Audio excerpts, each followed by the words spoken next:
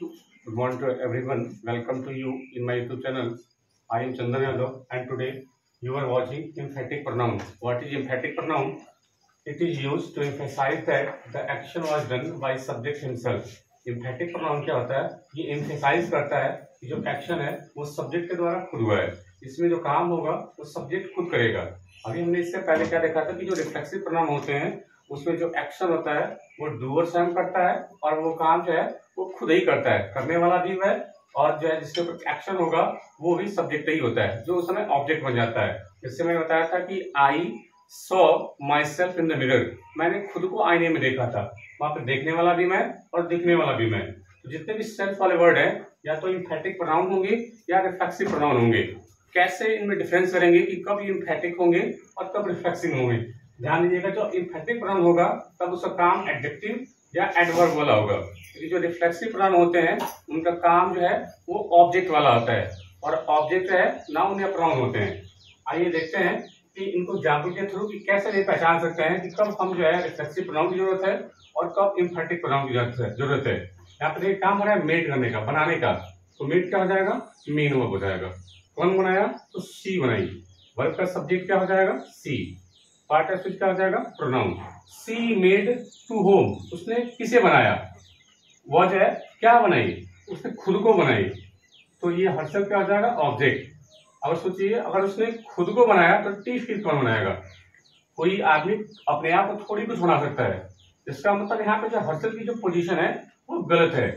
शायद ये कहना ये चाहता होगा कि उसने खुद से टी तैयार किया. तो फिर ये हर्षल की पोजीशन कहाँ चेंज करेंगे?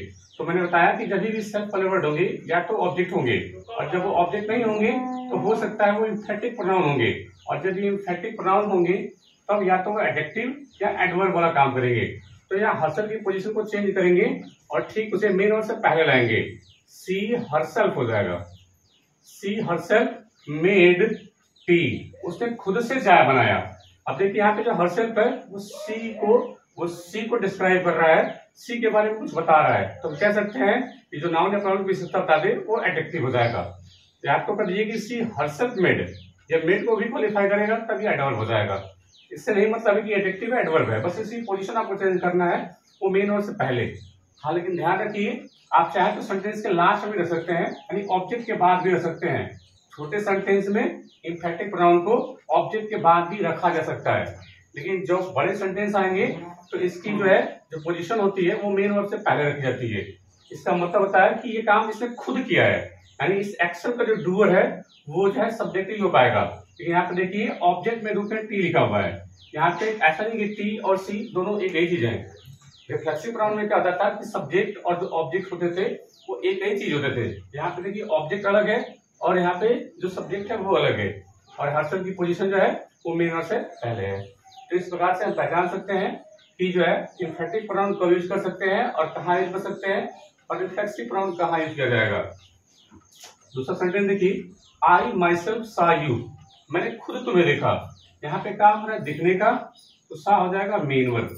देखने का किसने किया? मैंने किया. मैं सब्जेक्ट हो जाऊंगा. पार्ट ऑफ स्पीच क्या हो जाएगा? प्रोनाउन. आई सॉ व्हाट, मैंने क्या देखा? Sorry, I saw to home, मैंने किसे देखा? तो तुम्हें देखा. ये यू क्या हो जाएगा? ऑब्जेक्ट हो जाएगा और पार्ट ऑफ स्पीच क्या हो जाएगा? प्रोनाउन. अब केवल एक वर्ड बचा है. देखिए यहाँ पे सब्जेक्ट भी अलग है, देखने वाला मैं और दिखने वाला दूसरा आदमी. तो यहाँ हम कह सकते हैं कि हमें यहाँ पे रिफ्लेक्सिव प्रोनाउन की जरूरत नहीं है. अब देखिए केवल एक वर्ड बचा है, माई सेल्फ. अब ये माई सेल्फ क्या करता है? मैंने खुद तुम्हें देखा, मैंने खुद तुम्हें देखा. अब ये माई सेल्फ क्या हो जाएगा? ये नाउन को क्लैरिफाई करेगा और जो नाउन को क्लैरिफाई करे उसे एडजेक्टिव कहते हैं. और या एडवर्ब भी आप कह लो तो काम चल जाएगा कि देखने के लिए जो देखने का काम हो रहा है ये सेल्फ वर्ड जो है ये मेन को डिस्क्राइब कर रहा है और जो मेन और विशेषता बता दे वो एडवर्ब हो जाएगा. तो आप इसको दोनों कह सकते हो और कह सकते हो कि कौन से प्रोनाउन हो जाएगा? ये इम्फेटिक प्रोनाउन हो जाएगा. ध्यान रखिए कभी भी नाउन या प्रोनाउन साथ में आता नहीं है. देखिए ये सेल्फ वर्ड एक प्रोनाउन है, लेकिन ध्यान रखिएगा इसका केवल नाम प्रोनाउन है, लेकिन इसका काम जो है एडजेक्टिव या एडवर्ब वाला है. Let's see the third example. Ramesh repaired himself the car. यहाँ पे काम हो रहा है रिपेयर करने का, तो रिपेयर्ड हो जाएगी मेन वर्ब. किसने रिपेयर किया? रमेश ने किया. जो वर्ब का डूअर होगा सब्जेक्ट वही हो जाएगा. पार्ट स्पीच क्या हो जाएगा? नाउन हो जाएगा. Ramesh repaired to home, Ramesh ने किसे रिपेयर किया? उसने खुद को रिपेयर कर लिया। क्या कोई आदमी खुद को रिपेयर कर सकता है?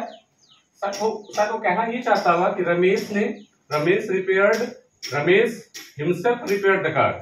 उसको ये कहना है कि शायद रमेश ने खुद से कार को रिपेयर किया, यानी ये कार ऑब्जेक्ट बनेगा।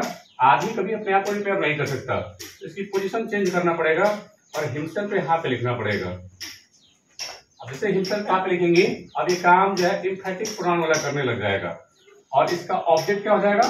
कार हो जाएगा। तो यहाँ पोजीशन की आपको रीडिंग से समझ में आ जाएगी कि ये जो सेल्फ वाले वर्ड है इसकी कहाँ जरूरत आने वाली है।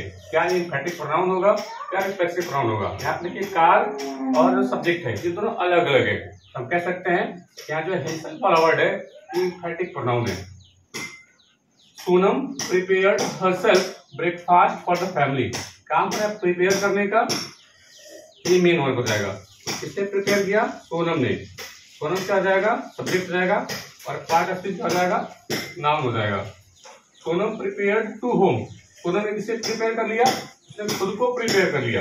तो जब उसने खुद को प्रिपेयर किया होगा तो ब्रेकफास्ट को प्रिपेयर कौन करेगा? इसका मतलब वो ये कहना चाहता होगा कि सोनम ने खुद से ब्रेकफास्ट प्रिपेयर कर लिया, यानी हर्षल की पोजीशन चेंज करना पड़ेगा और हर्षल को मेन वर्ड से पहले लिखेंगे। फिर सोनम प्रिपेयर्ड वर्ड ब्रेकफास्ट हो जाएगा, ये ब्रेकफास्ट ऑब्जेक्ट हो जाएगा और पार्ट ऑफ स्पीच का नाउन हो जाएगा। यहाँ से हर्षल को रिमूव कर देंगे। अब जो हर्षल है देखिए एम्फैटिक प्रोनाउन हो जाएगा ये। और आपको पता है कि एम्फैटिक प्रोनाउन क्या काम करते हैं? वो एडजेक्टिव या एडवर्ब वाला काम करते हैं। फॉर क्या है? फॉर प्रीपोजिशन हो जाएगा और इसका ऑब्जेक्ट फैमिली हो जाएगा। और आपको पता है कि फैमिली नाउन है। कैसे पता है नाउन है? इससे पहले आर्टिकल लगा हुआ है। लास्ट सेंटेंस आपका, the woodcutter cut himself all the trees. यहाँ पे काम है काटने का, तो कट क्या हो जाएगी? Main verb. किसने काटा? वुडकटर ने काटा। वुडकटर मतलब लगा हैरा, ये सब्जेक्ट हो जाएगा, पार्ट स्पीच नाउन हो जाएगा। ए एंड क्या हो जाएगा? आर्टिकल हो जाएगा।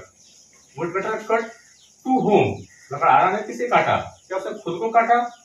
और कहीं कोई खुद को काटेगा तो फिर पेड़ को कौन काटेगा? इसका मतलब ये सेल्फ वर्ड की जो पोजीशन है वो गलत है। शायद यहाँ पे कहना ये चाहता होगा, the woodcutter himself cut all the trees. लकड़हारा ने खुद से सभी पेड़ को काट दिया, यानी ये सेल्फ वाले वर्ड की पोजीशन गलती है और उसको यहाँ पे पुट कर देंगे। अब जैसे यहाँ पे मेन वर्ड से पहले पुट करेंगे, इसका काम हो जाएगा एम्फैटिक प्रोनाउन वाला और सेल्फ वर्ड का ऑब्जेक्ट क्या हो जाएगा? ट्रीज हो जाएगा। और आपको पता है कि ट्रीज नाउन है, द क्या हो जाएगा? आर्टिकल हो जाएगा और ऑल क्या हो जाएगा? इस नाउन की संख्या को बताने वाला ये जो है क्वांटिटेटिव एडजेक्टिव हो जाएगा। अब देखिए यहाँ पे सेल्फ वाला वर्ड जो है एम्फैटिक प्रोनाउन हो गया। देखिए यहाँ पे सब्जेक्ट अलग है और ऑब्जेक्ट अलग है, तो हम कह सकते हैं कि जब सब्जेक्ट और ऑब्जेक्ट अलग अलग हो तो एम्फैटिक प्रोनाउन की पोजीशन मेन वर्ड से पहले कर सकते हो, चाहे तो ऑब्जेक्ट के बाद रख सकते हो, दोनों जगह चल जाएगा। लेकिन ध्यान रखिए मोस्टली सेंटेंस में इसे मेन वर्ड से पहले रखा जाता है ताकि ये नाउन के ऊपर एम्फसाइज कर सके, अपना प्रभाव दिखा सके। तो मुझे लगता है कि अब आपको डिफरेंस करना आ गया होगा कि कहाँ पर रिफ्लेक्सिव प्रोनाउन की जरूरत है और कहाँ पे एम्फैटिक प्रोनाउन की जरूरत है। ऐसे तमाम वीडियो देखने के लिए मेरे चैनल को जरूर सब्सक्राइब करें। Thank you.